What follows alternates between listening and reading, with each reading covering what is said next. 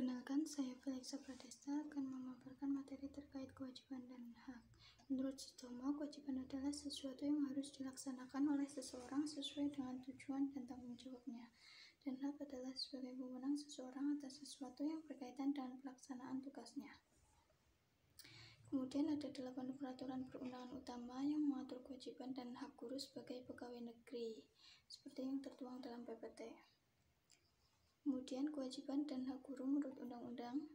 Yang pertama menurut UU SPN nomor 2 tahun 1989 pasal 30 terkait hak-hak guru ada 5 seperti dalam PPT. Dan kemudian terkait kewajiban guru tertuang dalam UU SPN nomor 2 tahun 1989 pasal 31 terdapat 5 kewajiban. Menurut USPN nomor 20 tahun 2003 pasal 40 bab 11 pendidik dan tenaga kependidikan berhak memperoleh 5 hal dan pendidik dan tenaga kependidikan berkewajiban melakukan 3 hal. Selanjutnya menurut UGD nomor 14 tahun 2005 pasal 14 dalam melaksanakan tugas keprofesionalan guru berhak mendapatkan 11 hal. Dan yang terakhir, menurut UGD pasal 20 dalam melaksanakan tugas keprofesionalan, guru berkewajiban melaksanakan 5 hal seperti yang ada di PPT. Perkenalkan, saya Ambarti Wahyuni akan menjelaskan yang pertama tentang kewajiban pegawai negeri dalam UU nomor 43 tahun 1999 pasal 4, 5, dan 6 yang menyebutkan bahwa yang pertama, wajib setia dan taat sepenuhnya kepada Pancasila, UUD 1945, negara dan pemerintah.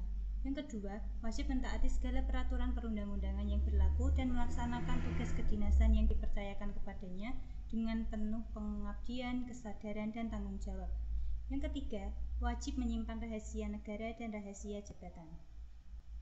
Sedangkan hak-hak pegawai negeri sipil menurut pasal 7, 8, dan 9 yaitu yang pertama, berhak memperoleh gaji yang layak sesuai dengan pekerjaan dan tanggung jawabnya. Yang kedua, berhak cuti. Dan yang ketiga, setiap pegawai negeri yang ditimpa oleh suatu kecelakaan dalam dan karena menjalankan tugas kewajibannya berhak memperoleh perawatan. Materi selanjutnya yaitu pembinaan guru.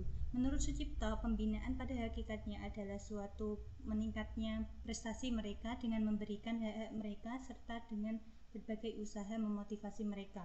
Dalam UU nomor 43 tahun 1999 dengan tegas digariskan bahwa pembinaan pegawai negeri sipil didasarkan atas sistem karir dan sistem prestasi kerja. Dalam UU GD nomor 14 tahun 2005 pasal 32 dijelaskan bahwa pembinaan dan pengembangan guru meliputi pembinaan dan pengembangan profesi dan karir. Selanjutnya yaitu peraturan cuti guru. Menurut PP nomor 24 tahun 1976, tujuan pemberian cuti adalah untuk memberikan dan menjamin kesegaran jasmani dan rohani pegawai setelah bekerja selama jangka waktu tertentu. Jenis cuti pegawai terdiri dari cuti tahunan, cuti besar, cuti sakit, cuti bersalin, cuti karena alasan penting, cuti di luar tanggungan negara, dan cuti studi.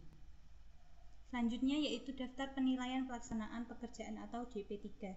Menurut PP nomor 10 tahun 1979 dalam Sucipto, DP3 adalah suatu daftar yang memuat hasil penilaian pelaksanaan pekerjaan seseorang pegawai PNS dalam jangka waktu 1 tahun yang dibuat oleh pejabat penilai. Menurut PP nomor 46 tahun 2011, DP3 diganti oleh sasaran kerja pegawai atau SKP dan penilaian prestasi kerja. Tujuan DP3 adalah untuk memperoleh bahan-bahan pertimbangan yang objektif dalam pembinaan pegawai negeri PNS berdasarkan sistem karir dan sistem profesi pekerja. Perkenalkan, nama saya Didi Kurniawan. Di sini saya akan menjelaskan materi tentang unsur-unsur yang dinilai dalam DP3 dan yang kedua adalah peraturan disiplin pegawai. Yang pertama, unsur-unsur yang dinilai dalam DP3, di mana unsur yang dinilai terdapat 8 unsur. Yang pertama, kesetiaan. Yang kedua, prestasi kerja. Yang ketiga, tanggung jawab. Yang keempat, ketaatan. Yang kelima, kejujuran.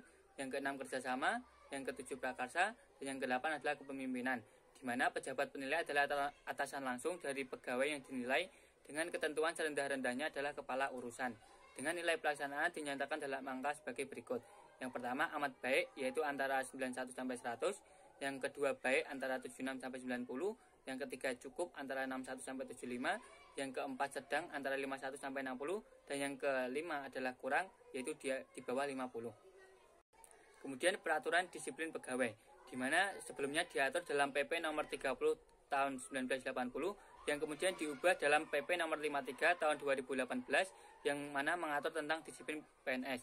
Peraturan disiplin pegawai ini adalah peraturan yang mengatur tentang kewajiban, larangan, dan sanksi apabila kewajiban tidak ditaati atau larangan dilanggar.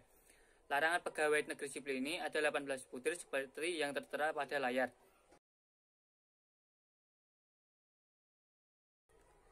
Jenis hukuman disiplin terbagi menjadi 3. Yang pertama hukuman disiplin ringan, yang kedua hukuman disiplin sedang, dan yang ketiga adalah hukuman disiplin berat, dengan contoh-contoh sebagai tertera pada layar.